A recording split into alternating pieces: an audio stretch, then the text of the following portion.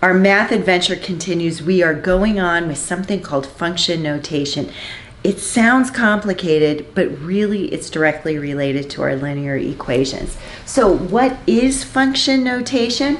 Well, it's simply the proper way that we write any linear equation that is a function. And we've already learned all linear equations are function.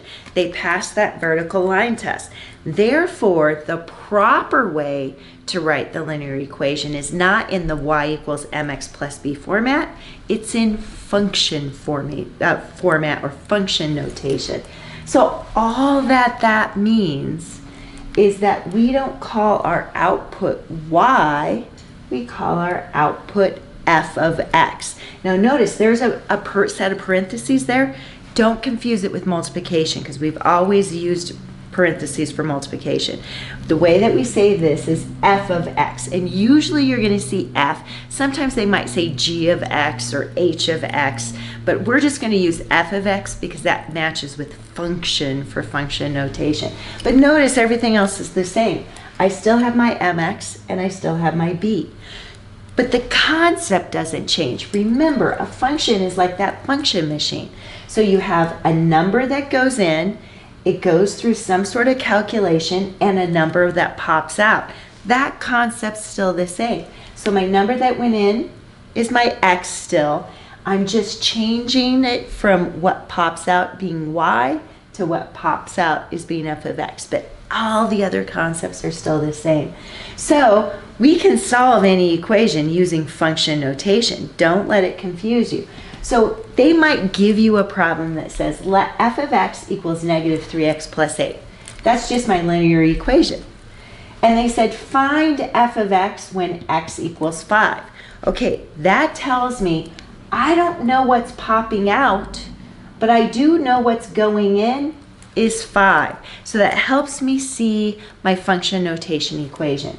Well, if I know that, then all I have to do is replace this x with 5. And whatever that final answer is, that's what's going to pop out of my equation.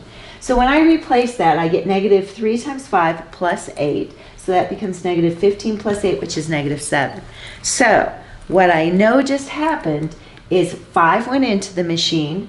It went through the calculation for negative 3x plus 8, and what popped out was negative 7. It's the same concept. All right, but sometimes they're going to reverse it. Sometimes they're going to tell you what popped out, and they want to know what went in. So that would be an example like this.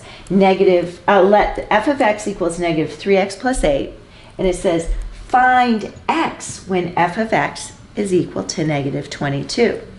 Okay, so in my mind I think, all right, I don't know what went into the machine, but that calculation was negative 3x plus 8, and what popped out was negative 22. Well, it helps me fill in my equation. So I'm going to replace f of x with negative 22. I'm going to keep the negative 3x because I don't know what went in the machine, and I have my plus 8. So now I have a two-step equation that I need to solve.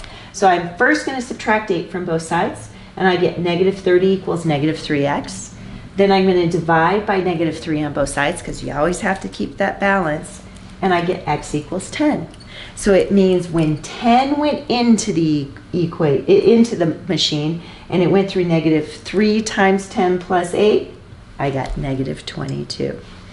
So the last way that they can give you function notation is they might just give you ordered pairs. But just like we did with linear equations, if they give us ordered pairs, we can easily find slope and y-intercept. So if I were given ordered pairs, it looks a little bit different. They're going to say f, and in the parenthesis, they're going to replace that x with negative 4. Well, that tells me that's my input, my x value, and they'll say equals 12. Well, that's my output, what's coming out of that machine. So negative 4 is going in and 12 is coming out, so that's the ordered pair, negative 4, 12. And if they say f of 0 equals 8, then that means 0 is going in and 8's coming out. There's my second ordered pair. The second I see my ordered pairs, I just use the slope formula of y2 minus y1 over x2 minus x1. And when I fill it in, I'm going to do 8 minus 12 over 0 minus negative 4. I get negative 4 over 4, which is 1, which means that's my slope. Now, how do I see my y-intercept? We'll just go back to the ordered pairs. Because remember, when I look at those ordered pairs, whichever one has 0 in the x position and a number in the y, that's my y-intercept. So I can see here is my y-intercept. So I can say f of x is equal to negative x. I took the 1 out because I don't need the coefficient, plus 8. So those are 3 different ways that we can write using function notation. It's just like linear equations, so don't get it too confusing. Have fun with this and good luck.